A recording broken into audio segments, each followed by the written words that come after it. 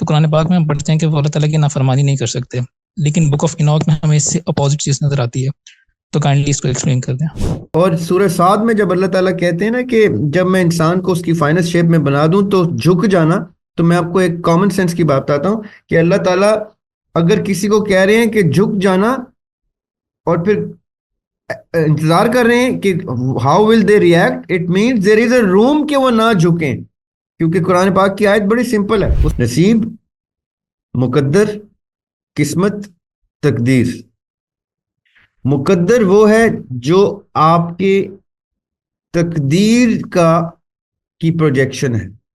باقاعدہ کال کر کے مانگا ہے کہ مجھے جگانے کی ضرورت پڑی تو بے شک مجھ سے میری کوئی چیز چھین لینا، لیکن مجھے جگانا ہے آپ نے، کیونکہ میرے مقصد میں میں ڈیویٹ ہو کے میں واپس ناکام نہیں آنا چاہتا. یعنی اس لیول کے کریج اور سیلف اسٹیم کے ساتھ. سر میرا کوشچن ہے، آپ نے عالم ارواح سے ڈسکشن شروع کی تھی تو اسی سے ریلیٹڈ ہے کہ ایک ڈسکشن میں آپ نے کہا تھا کہ ہم پہ دنیا میں جتنی بھی مصیبتیں آتی ہیں، مصائب آتے ہیں، یہ سب بھی ہم خود سے مانگ کے لے کے آتے ہیں. تو کیا ہمارا جو لائک جینڈر ہوتا ہے یا ہمارا نام جو ہوتا ہے، ہمارا قد کاٹ، ہمارے پاس جتنے بھی ریسورسز دنیا میں آتے ہیں، کون کس کی فزیک کیسی ہوگی، یہ ساری چیزیں جتنی بھی ہیں، کون دنیا میں کس سے ملے گا، کہاں پہ رہے گا، کس کے ساتھ رہے گا، تو یہ بھی ہم خود ڈیسائیڈ کر کے آتے ہیں کہ یہ اللہ تعالیٰ کی طرف سے ہوتا ہے، اسپیسیفکلی جینڈر.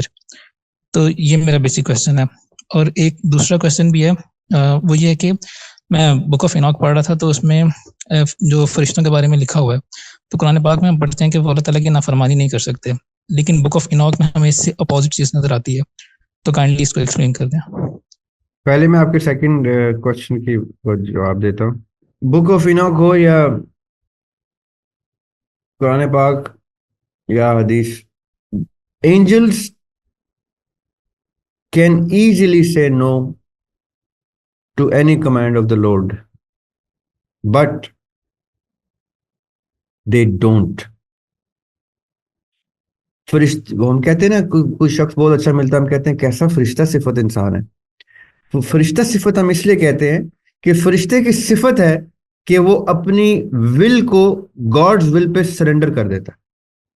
یہ نہیں کہ وہ کر سکتا ہی نہیں ہے، وہ صرف کمانڈ مانے گا ہی مانے گا، نہ چاہتے ہوئے بھی زبردستی کوئی نو، وہ اپنی ول کو سرنڈر کرتا ہے. یہ ثابت کیسے ہوتا ہے؟ کیونکہ اللہ سبحانہ تعالیٰ نے قرآن پاک میں بارہا ڈسکشن کی ہے کہ فرشتے اللہ سبحانہ تعالیٰ سے ڈائلاگ کرتے ہیں. سو مچ سو کہ سورہ بقرہ کی پہلی 25-26 آیتوں میں ہی فرشتوں نے آرگیومنٹ سامنے رکھا ہے اللہ تعالیٰ کی کہ اللہ تعالیٰ آپ اس کو خلیفہ بنا کے بھیج رہے ہیں انسان کو، اس کو اتنے اختیارات دے رہے ہیں تو فساد کرے گا.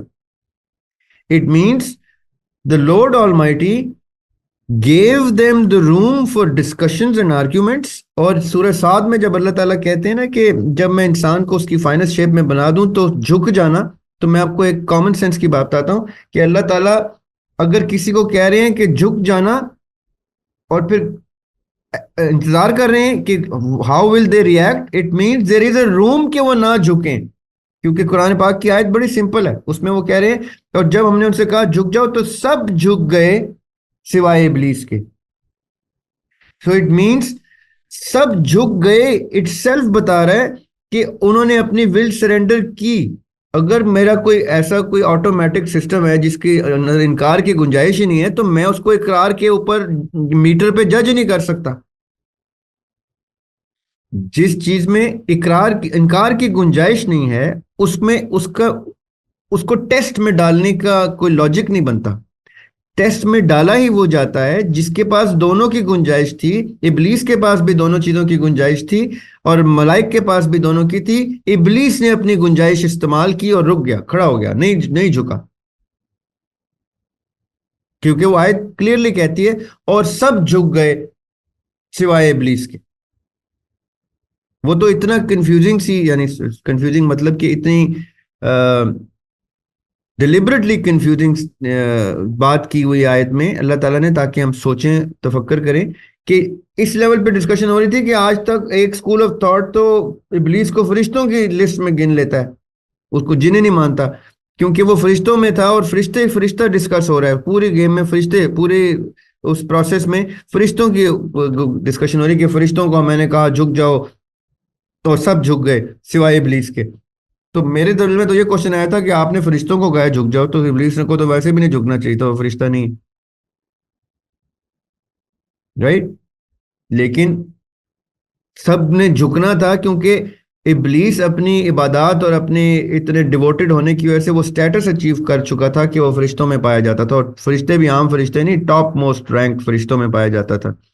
اور پھر کہا کہ جھک جاؤ اور وہ نہیں جھکا, تو it means there is a decent amount of room for any angel to say no to the Lord Almighty, اور ٹو ناٹ سے نو, منکر تو خیر انسان ہی ہوتے ہیں, not say no but to argue with the Lord Almighty, to question کہ یار یہ کرنا چاہیے کہ نہیں, اللہ تعالیٰ ہمیں کچھ طرح سا بتائیں, یہ مجھے تو لگ رہا ہے کہ اس میں یہ ایشو ہے. کیونکہ اور بھی بہت سے قصے ہیں, وہ ہم کبھی اور ڈیٹیل میں ڈسکس کریں گے, جہاں جبریل علیہ السلام نے باقاعدہ ڈائلاگ کیے ہیں اللہ تعالیٰ کے ساتھ, اور دوسرے فرشتے بھی ڈائلاگ کرتے رہتے ہیں اللہ تعالیٰ کے ساتھ, کسی اللہ تعالیٰ کے کمانڈ کو, کسی آرڈر کو کرنے سے پہلے سرٹن کرٹیکل آرڈرز پہ بحث مباحثے کیے ہیں اللہ تعالیٰ سے فرشتوں نے. یعنی قومیں اجاڑنے پہ رک گئے ہیں کہ اللہ تعالیٰ آپ کے اتنا سخت آرڈر کیوں دے رہے ہیں, اور یہ اس طرح اس پہ بھی ڈائلاگز ہیں. تو آئی بلیو کہ فرشتوں کے پاس دا ول ٹو سے نو ہے, but the will to say no they surrender to the Lord Almighty. That is what makes them so beautiful, so dear to the Lord Almighty. اب آتے ہیں آپ کے پہلے سوال پہ. ایک ٹرم ہے نصیب, ایک ٹرم ہے مقدر, ایک ٹرم ہے قسمت, اور ایک ٹرم ہے تقدیر. نصیب, مقدر, قسمت, تقدیر. مقدر وہ ہے جو آپ کے تقدیر کی پروجیکشن ہے. I'll repeat in a simpler way. جو کچھ میں نے دنیا میں زندگی گزار کے کیا بائی مینس آف مائی اختیار, to choose the liberty to choose and make decisions, اس کی بیس پہ جو کچھ میں نے کیا وہ میری اس وقت کی پریزنٹ ٹینس کے اندر تقدیر کی صورت میں ہوگا. اس وقت کی پریزنٹ ٹینس کے اندر, چونکہ اللہ سبحانہ و تعالیٰ ہر چیز کا عالم ہے, سب کچھ جانتا ہے وہ, تو میرے آنے سے پہلے میرے کیے ہوئے کام دیکھ سکتا ہے, اس کو یعنی اس کو علم ہے, تو وہ اس کو مقدر کی صورت میں لوح محفوظ میں لکھوا دیتے ہیں کہ یہ مجھے پتا ہے یہی کچھ کرے گا. میرے اتنا علم ہے, اللہ تعالیٰ کو اتنا علم ہے کہ وہ میرے سے آنے والے کی 10 جنریشن بعد کے بھی مقدر لکھوا چکے ہیں. اللہ تعالیٰ بہت سپیریئر نالج والے بینگ ہیں, ان کو سب پتا ہے. He knows, not that he makes me do it, he knows. یہ ہوگی تقدیر جو میں کروں گا پریزنٹ ٹینس میں, اور مقدر جو میری پاسٹ ٹینس میں میرا فیوچر کی صورت میں لکھا جا چکا ہوگا.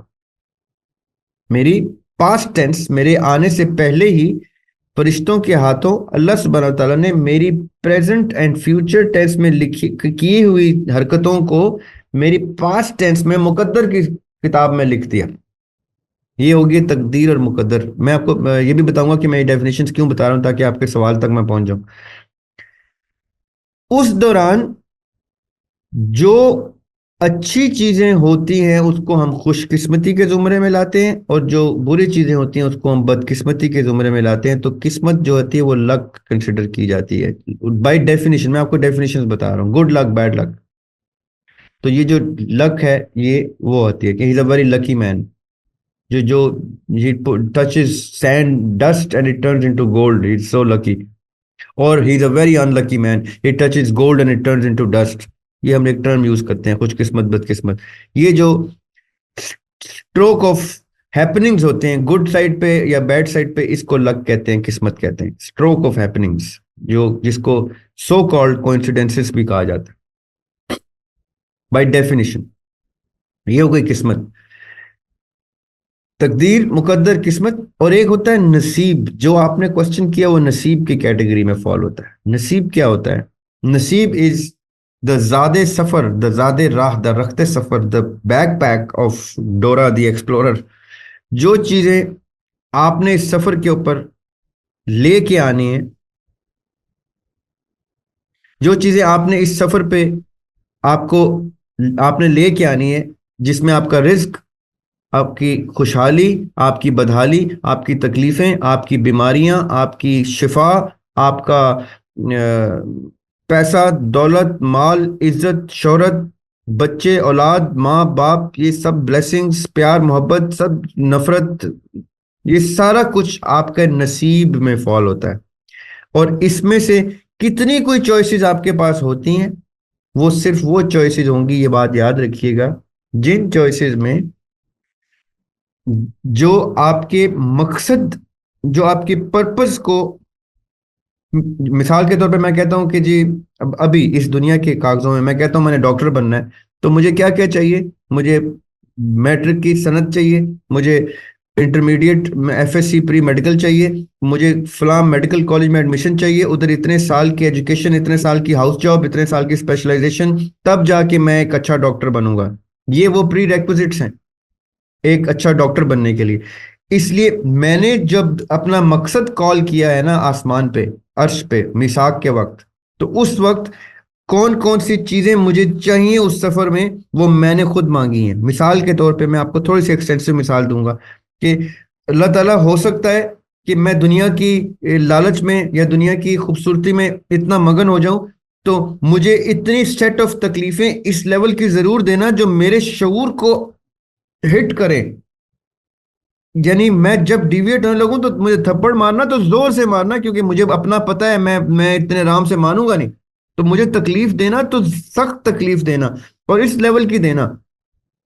یہ وہ چیزیں ہم نے اس یہ نہیں کہ ایک ایک آئٹم آئیڈینٹیفائی کر کے کہ ادھر مجھے ناک پہ چوٹ لگے گی، ادھر، یہ ایسے نہیں. تکلیفیں اور آسائشیں، بیماریاں اور یہ سب کچھ ہم نے باقاعدہ کال کر کے مانگا ہے کہ مجھے جگانے کی ضرورت پڑی تو بے شک مجھ سے میری کوئی چیز چھین لینا، لیکن مجھے جگانا ہے آپ نے، کیونکہ میرے مقصد میں میں ڈیویٹ ہو کے میں واپس ناکام نہیں آنا چاہتا. یعنی اس لیول کے کریج اور سیلف اسٹیم کے ساتھ ہم وہ خود ہی کو کر بلند اتنا کہ ہر تقدیر سے پہلے. اقبال کیا کہہ رہے ہیں؟ ہر تقدیر سے پہلے. ہر تقدیر ایک بندے کی کیسے ہو سکتی ہے؟ he's not talking about ہر تقدیر, he's talking about a present continuous tense, کہ ہر تقدیر سے پہلے خدا بندے سے خود پوچھے بتا تیری رضا کیا ہے. مطلب God would ask کہ آپ کو کیا کیا چاہیے ہوگا اس سفر میں، مجھے بتائیں، میں آپ کو دوں گا، تکالیف بھی اور بیماریاں بھی. So the نصیب that we have, we call for it before we come to the planet, knowing ourselves so well. جتنا میں اپنی معرفت عالم ارواح میں رکھتا تھا، میں اس کا 1% بھی عالم اسباب میں نہیں رکھتا ہوں اپنی معرفت، کیونکہ وہ معرفت اس اے آئی آرٹیفیشل انٹیلیجنس کے اندر میں نے ایسے دبا دی ہے روح کی صورت میں کہ وہ نالج میں باہر ہی نہیں آنے دے رہا. یہ جو تصوف والے کہتے ہیں نا، اس کو نلیفائی کرو، سول کو باہر نکالو، سول کو اچیو کرو تو تمہیں سارا نالج مل جائے گا. بات وہ ٹھیک کرتے ہیں، ان کی طریقت پہ بحث ہو سکتی ہے، ان کا کانسیپٹ بالکل ٹھیک ہے. یہی چیز اب سائنس کہہ رہی ہے. ابھی ریسنٹلی مجھے ایک دوست نے بتایا کہ فوٹونز کے اندر ان کو یہ کوانٹم کے لیول کے اوپر یہ چیز پتا چلا ہے کہ چاہے وہ کتنے ہی فاصلے پہ کیوں نہ ہو، چاہے وہ کتنے ڈسٹنس کیوں نہ ہو، جو افیکٹ ایک کوانٹم پہ آتا ہے، ایک فوٹون پہ آتا ہے، وہ دوسرے پہ بھی نیچرلی اس کا افیکٹ ہوتا ہے. تو ہمارے اندر جو ارواح ہیں وہ بھی امر ربی ہے. اور ربی کون سا رب؟ اللہ نور السماوات والارض، جو نور ہے، جو لائٹ ہے، light of knowledge, light of wisdom, light of photons, light of every thing. تو ہمارے اندر کریکٹرسٹکس نور کی ہیں، روح کی کریکٹرسٹکس نالج کی ہیں، نور کی ہیں. تو ہمارے پر جو افیکٹ آتا ہے عالم ارواح میں اور یہاں پہ ہم اس کو دبا رہے ہیں اپنی اس جسد سے، اس باڈی سے، اس آرٹیفیشل انٹیلیجنس سے، اس برین سے، اس لالچ سے دنیا کی، تو ہمارا افیکٹ نلیفائی ہو جاتا ہے. جیسے ہم نے سول کا نالج ایکوائر کیا تو ہم معرفت ربی کو 1 سیکنڈ میں پہنچ سکتے ہیں. یہی E is equal to MC square ہے. آئنسٹائن بھی یہ کہتا ہے کہ if matter moves with the speed of light inside your soul, it becomes infinite. Timeless ہو جائے گا وہ. پھر آپ معراج پہ جائیں یا جہاں پہ بھی جائیں. یہی چیز تصوف والے کہتے ہیں کہ چلا کاٹو اور اپنی باڈی کنیٹکس اس لیول پہ لے آؤ، اتنا مراقبے میں ایسے شیک کرو اپنے آپ کو کہ سپیڈ آف لائٹ جو روح ہے آپ کی باڈی کنیٹکس اسپیڈ آف لائٹ پہ آ جائیں گی تو آپ فلائی کر جائیں گے, واپس آ جائیں گے, جب تیرا بچہ فلاں جگہ پڑا ہوا ہے وہ اتنے دن میں واپس آ جائے گا, وہ ٹائم سے ٹریول کر کے ادھر ادھر واپس آ جاتا ہے. ایکچول میں آتا ہے یہ, چاہے جتنے مرضی لوگ تصوف کی دھجیاں اڑائیں, جو اصل میں لوگ تھے وہ پریکٹیکلی, مجھے I can tell you the formula کس پہ فلائی کرتے تھے. وائنسٹائن کو بھی پتا ہے وہ فارمولا, اس نے بتا دیا کہ کس فارمولا پہ فلائی کر سکتے ہیں. معراج کا فارمولا E=mc² میں بیان کر رہے ہو. تو یہ سارے وہ چیزیں ہیں. اب نصیب is exactly all the circumstances that will guide me towards my purpose. اس میں جو کچھ آئے گا وہ میں نے مانگا ہوگا. ایسا کچھ بھی نہیں ہے جو بغیر مانگے مجھے وہ دے دے. ہاں, کلیکٹیولی قوموں کے اوپر اللہ تعالیٰ انٹروینشن کرتے ہیں. اجاڑ دی قوم تو اجاڑ دی, سنوار دی تو سنوار دی. وہ فضل اور وہ قہر اللہ سبحانہ تعالیٰ کا, اس کے کنٹرول میں, وہ ہمارے کنٹرول سے باہر ہے. میری زندگی کا جو بیس ہے نا, اپنی زندگی کا, وہ سارا نصیب میں نے اپنے حصے کا مانگا تھا اور میں نیچے اترا تھا, اور اللہ تعالیٰ نے بخوبی عنایت کیا. وہ سارا کچھ وہ مجھے عنایت کرتے ہیں.